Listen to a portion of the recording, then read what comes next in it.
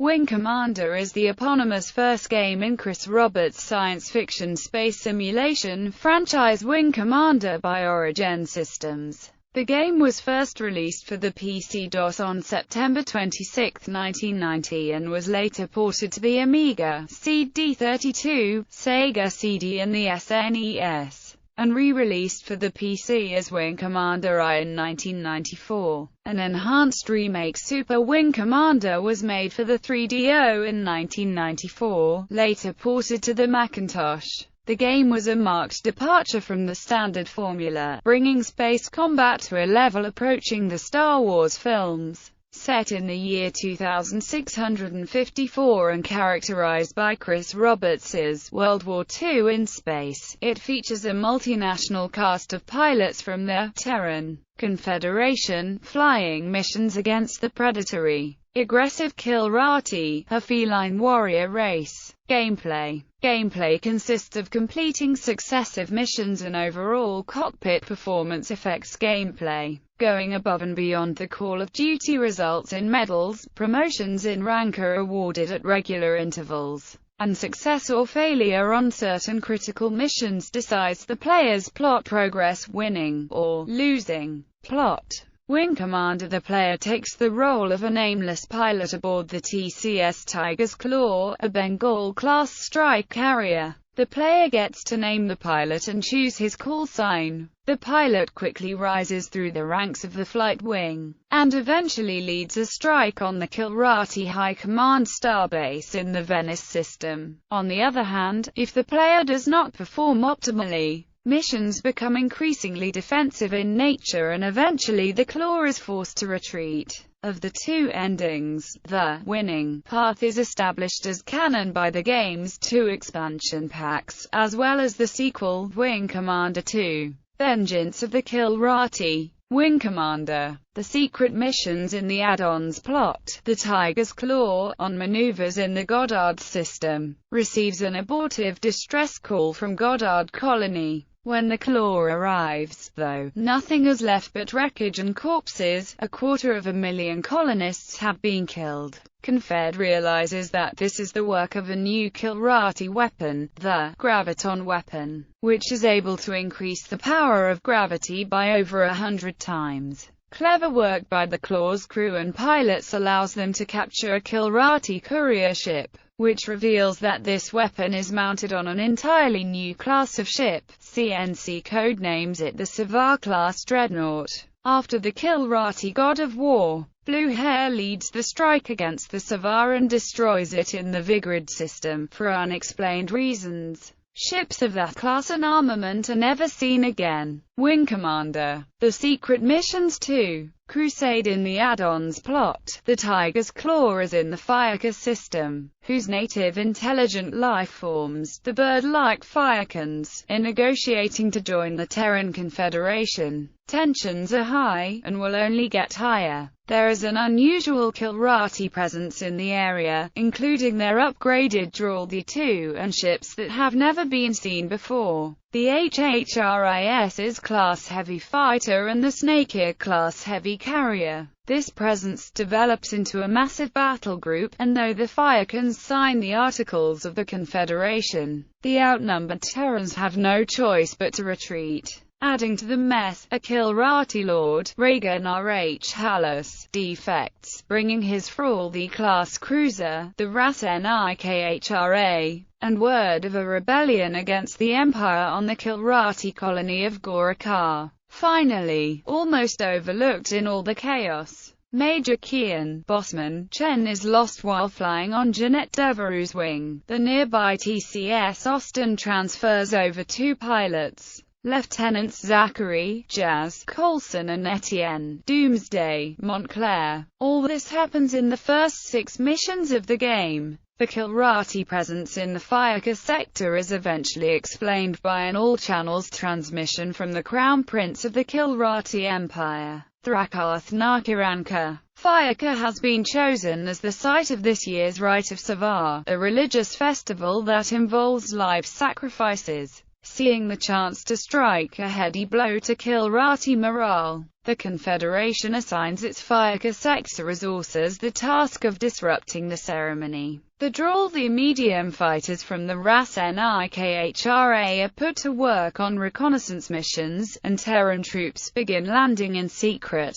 Between these, the Firekins' warrior spirit and some of the Confederation's best pilots and tacticians. The Savar ceremony is utterly wrecked and the Kilrati forced to retreat, though they take a number of important Firekins with them as hostages. Rhaegar and the rebellion at Gorokhar, though promising, are taken over by Confed intelligence and do not see mention until the first expansion pack for Wing Commander 2. At the end of Crusade, Jeanette Devereux is detailed off to the TCS Austin, where she will serve as Wing Commander. Interested in the other half of the Crusade, Mercedes Lackey and Ellen Guone penned the first Wing Commander novel, Wing Commander: Freedom Flight. It tells the Firekin side of the story, from several points of view. Rhaegar, R.H. Hallis, Ian, Hunter, St. John, James, Paladin, Taggart, and Kakai, a Firekin flock leader. Super Wing Commander,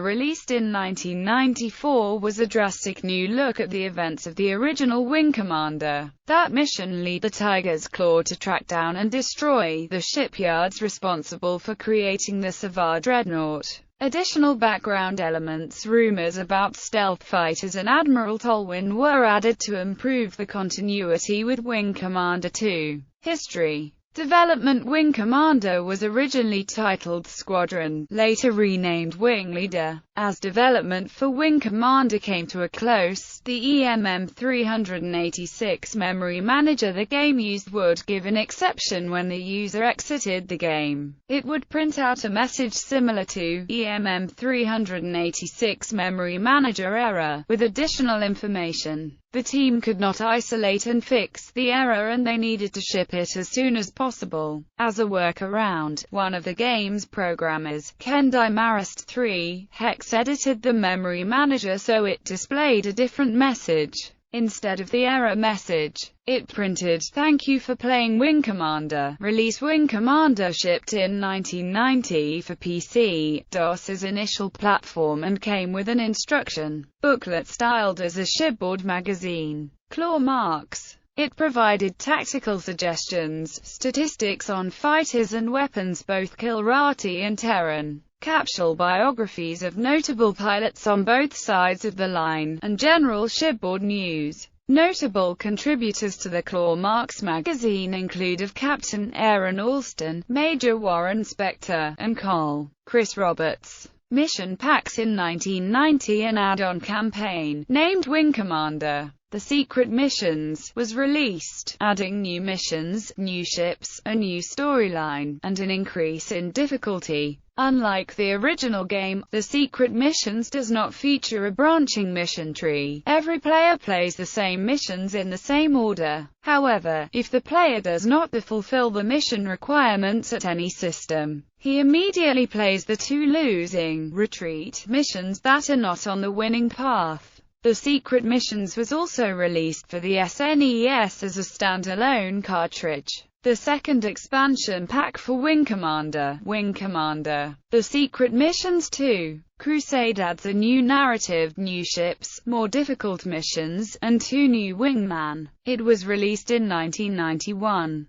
Ports and re-release: Wing Commander was ported to the Super Nintendo Entertainment System and Amiga in 1992, to the Sega CD system in 1994. In 1994, Wing Commander was retroactively renamed Wing Commander I in a bundled re-release together with Wing Commander 2. In preparation for the release of Wing Commander 3, Heart of the Tiger, the rebundled remakes do not contain and do not support the Secret Missions add-ons. Super Wing Commander, released in 1994 for 3DO, was a drastic new look at the events of the original Wing Commander game with enhanced graphics and full speech. In 1995, it was also ported to Macintosh. The game also contained both secret missions, and a special third campaign was also created between them. Legacy. In 2006, Electronic Arts ported the SNES version of Wing Commander to the PlayStation Portable as part of each replay. Released in the United States on November 14, 2006. In August 2011, after many years of unavailability, the Wing Commander IPC version was re-released into the digital distribution on GOG.com. The long-lost source code of Wing Commander I was given to the fan community in August 2011 by a former developer for the purpose of long-time preservation. Reception. Wing Commander became a bestseller and caused the development of competing space combat games, such as LucasArts' X-Wing. It was very well received by critics.